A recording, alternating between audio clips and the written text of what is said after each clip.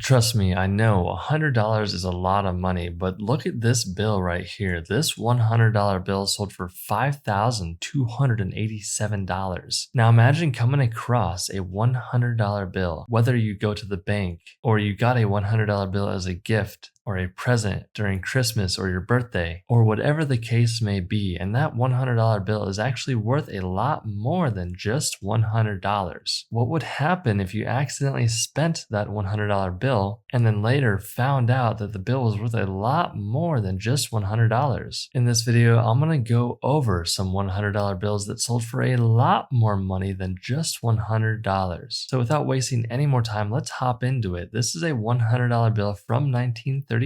Now that is the series on the bill. An important fact is just because your bill has a date on it does not mean that's when it was actually printed. These 1934 $100 bills were printed all the way up to the 40s and 50s. So why did this note sell for over $5,000? Well, the first reason being is that this bill is almost at the perfect grade of 70. This one was graded by PMG as a 65 EPQ. That means the bill is uncirculated. So during the mid 1900s, someone got this bill and did not fold it or damage it at all, which is pretty incredible if you think about it. Next, this is a star note. Now, most people know that star notes are typically worth more money than non-star notes. That's not always the case though, depending on how many were actually produced. Really quick, how does a star note happen? So during the printing process, if a sheet of bills has an error or multiple errors on it, a Bureau of Engraving and Printing employee will reject the sheet, meaning that person will put a big red marker or they'll reject it in some form, and then that sheet or sheets will get destroyed. The reality is they still have to produce that same number of banknotes. For bookkeeping purposes and to avoid any theft, they produce a new serial number range. It could be the same serial numbers or not, but they'll simply add a star at the end saying this is a replacement note or a star note. What you need to know is that star notes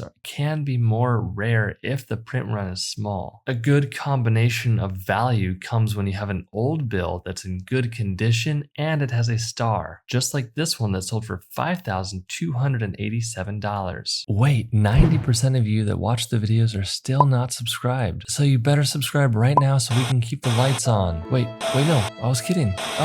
Not gonna spend a ton of time on this bill. This is a modern bill, and again, remember, this one says 2017, but it could have been produced much later than 2017. Not going to spend a ton of time here, but just know that the number 8 is highly sought after and seen as a lucky number in certain parts of the world, like Asia. So this doesn't have a few 8s in the serial number, it simply has a solid serial number 8, which is incredibly challenging to achieve. In combination with a high grade of a 66 allowed this note to sell for $7,200. So this bill sold for $7,475, and this is why. So immediately you'll notice that there are red specimen stamps on this bill. I'm not going to spend a ton of time, but long story short, the US would send specimen notes to other countries' banks to let them know this is what a genuine bill looks like. You cannot spend this bill. This is not considered legal tender because it's a specimen note. So if there's a bank teller in a different country and someone brings in some money, they can see if the bill is real or not because they can compare it to the specimen note. What you need to know is that specimen notes are really rare and valuable, and this one sold for $7,475. One last thing on the specimen note, if you have a real one, the serial number will always be strange, and by strange I mean it'll either be missing, it'll be a solid number, or it'll be an ascending number like this. If your specimen note does not have one of those features, it could be an altered specimen note, which you want to avoid at all costs because that means some pretty bad stuff was happening with the note and you do not want to deface or mess with any US federal currency. While this is not any sort of advice whatsoever, I would recommend against altering any US currency. But you can see this one was authenticated by a grading and authentication company called CGA, so I have confidence that this one was a genuine example that sold for $7,475. Not spending a ton of time here, but these are two notes that sold for a total of $12,650. Long story short, you can get bills like this. These are considered to be gold certificates. So what you could do back in the day is bring this $100 bill to the bank and get the same value of $100 in gold. Such a cool concept and idea. But again, because these are gold certificate notes that have a yellow or gold seal and serial numbers from 1928, these two bills sold for $12,650. This $100 bill sold for $16,800, and here's why. So the first thing you'll notice is that this note was graded as a PMG 63 EPQ. Now that's good. That means there's pretty much no folds on the bill, but the reason why it's in the lower spectrum of the uncirculated grade is because it doesn't have the best centering. Now centering is only really important on your bill if the bill has no folds on it. That's when the grade can change at the uncirculated grade. By centering, I mean if you look at the right margin versus the left margin, the right margin is much more thin than the left margin. It's pretty much based on eye appeal, how the bill looks. This bill could also have a little bit of handling. Remember that these were being handled by bank tellers back in the day, so that's a pretty common thing to happen. If this bill would have graded higher, it would have brought significantly more money, but because this one's from 1928 and it's a star note, this bill sold for $16,800. This bill is not graded by a third-party company, but it was graded by the auction company as Choice Crisp Uncirculated. That means there's no folds on the bill whatsoever. It's also important to remember that the series on the bill does matter, and depending on when the date on the bill is specified as will dictate how many were produced for that bank and how many exist today and in what grade. There's so many variables that go into the value of these bills. Also, when the bill is sold, this bill was sold right before the housing market crash of 2007-2008. So whoever bought this note right before that crash, if they were to sell it after the crash, they would have lost a significant amount of money because this $100 bill sold for $19,550. This bill sold for $28,200, and here's why. So if you things. I mean, the first thing I notice on this bill is the serial number has zeros, ones, and fours. That's it. So it's a kind of a cool serial number. Next, this is a numeral type bill. Numeral type bills, you can tell if you have one. If you look to the left of Franklin there, you're going to see a large number 3. After the 1928 series, they went from numeral types, meaning there's a number there, to the non-numeral types where there is a letter. This is the 3rd district, which is Philadelphia. You can also see the number 3 in 4 different locations around the bill. Another fun fact is the start of the serial number is a C. That is the 3rd letter in the alphabet. If that number was not a 3 and it was a 1, then the serial number would start with an A. Those two do correlate, and not many people know that. But what you need to know is that if you have one of these bills from 1928 and it's a numeral type and it grades really highly, like this one that got a 65, you could have a bill with a lot of money because this one sold for $28,200. All right, now this is a lot of money. So first of all, this is a pack of 100 $100 bills, which is a face value of $10,000, and someone sold this pack for $60,500. Now remember, I told you 1928 is a really good date for your $100 bill. This person had 100 consecutive bills, which is crazy to think about. Another cool fact is if you look at the bank strap on this bill, you can see it was likely issued on December 20th, 1930 by the 12, 20, and 30 on that strap. Cool piece of history here. And all these things combined allowed it to sell for $60,500. If you enjoyed this video, smash that subscribe button and I'll see you in the next video.